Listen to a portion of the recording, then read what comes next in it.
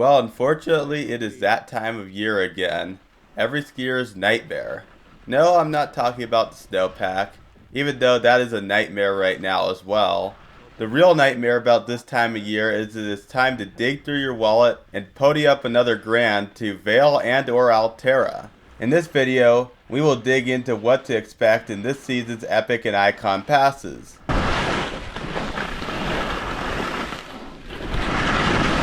What is happening, everybody? I hope you all are having a happy Friday.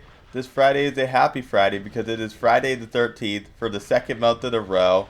Time to go buy a lottery ticket. Another reason why it is a happy Friday is because it is Friday and tomorrow is Pie Day. But then unfortunately, Sunday is Cry Day because it will all be over. Anyway, whilst we got all that going on, Alterra decided to raise their prices yet again. On the bright side, Robert Katz over on the Vail side of things decided to cut Gen Z a break. So we are seeing two completely different business strategies by the two companies. So it'll be pretty interesting. So on Tuesday, March 3rd, 2026, the 2027 season's Epic Passes went on sale. The prices did unfortunately increase, but not by a huge amount. Last year, the price of the full Epic Pass was $1,051, and this season it is now $1,089. So nothing too crazy. The $38 difference isn't necessarily going to break the bank. A week and a half later, on Thursday, March 12th, Alterra's Ikon Pass went on sale, and unfortunately the pricing for those passes aren't pleasantly surprising. Alterra is still playing the game very aggressively, giving a $70 price raise to their full Ikon Pass. Last year the full Ikon Pass was $13.29, and now this year it is $13.99. Now this just baffles me.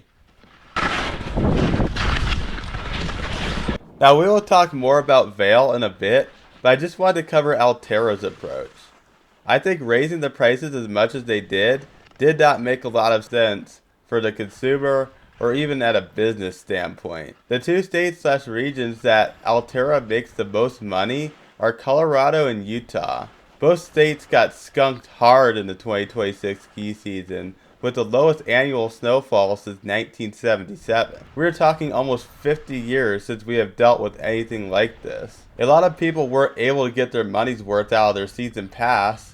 I have even heard of people who bought a pass for this season and did not even use it once because they didn't care to ski the conditions this season and just ate the cost of the pass. Now that is their loss if they couldn't bring themselves to ski this season despite buying a pass, but at the end of the day, all of these people will at least be skeptical about renewing next season. If Alterra wants to keep those customers, the last thing they should do is increase the price of the pass, especially when the competition is significantly cheaper. I know somebody who decided to go with the Indie and Mountain Collective Pass for next season simply because both passes combined are cheaper than buying a full Ikon Pass. Alterra raising the price of the Ikon Pass $70 after the shitty season we were given this season is basically just a big fuck you.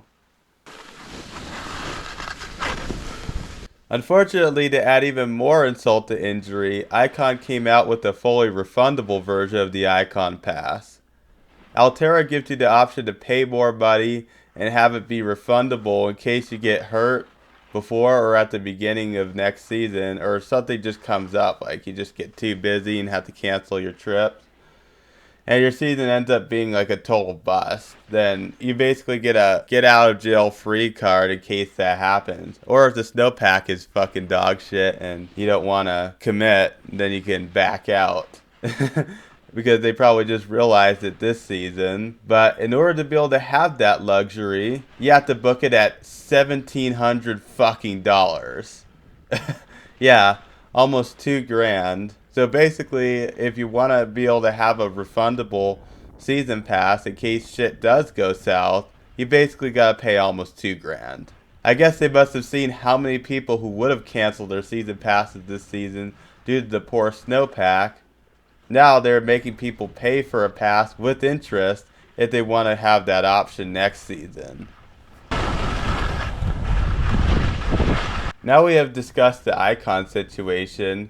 What I mainly want to talk about is what Vail did for their Epic Passes this season. Vail made a very smart move by adding in a cheaper young adult pass option. This is something that Alterra has been doing for years on the Ikon Pass, except the age cap for that is at the age of 23. Vail has their young adult pass go up to the age of 30 on the Epic Pass, which is incredibly generous. This is a move that was very smart, as it is a strategy to reel in more younger skiers. The average skier age has been increasing over the years, meaning less young people are being found on the slopes than in times past.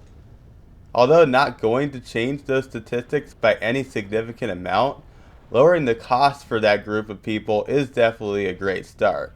The young adults are what the ski resort should be focusing on, as they are the future of the ski industry. The older skiers aren't going to be around for too much longer, and if they don't get many young people into the sport, they are going to be selling much fewer passes in the long term. So I think Vail's strategy of trying to play the long game is incredibly smart and could potentially save them from their declining revenue. The young adult pass option isn't the only perk that Vail has made. This season, the 2026 season, Vail increased the Buddy Pass discount to 50% off the window rate, which itself is huge if you want to get a friend into skiing, or if you and your friend are on opposite passes, you can get a day for a cheap discount. Not only did Vail do that, but they also made it so you can apply the value of that Buddy ticket to a season pass for next season. This was a perk I was going to take advantage of this season, as I am currently an Ikon Pass holder and want to get an Epic Pass next season. Unfortunately, it didn't end up being worth it because of the low snowpack, and none of the Epic resorts had anything to offer I couldn't find at the Ikon resorts this season. So there we have it.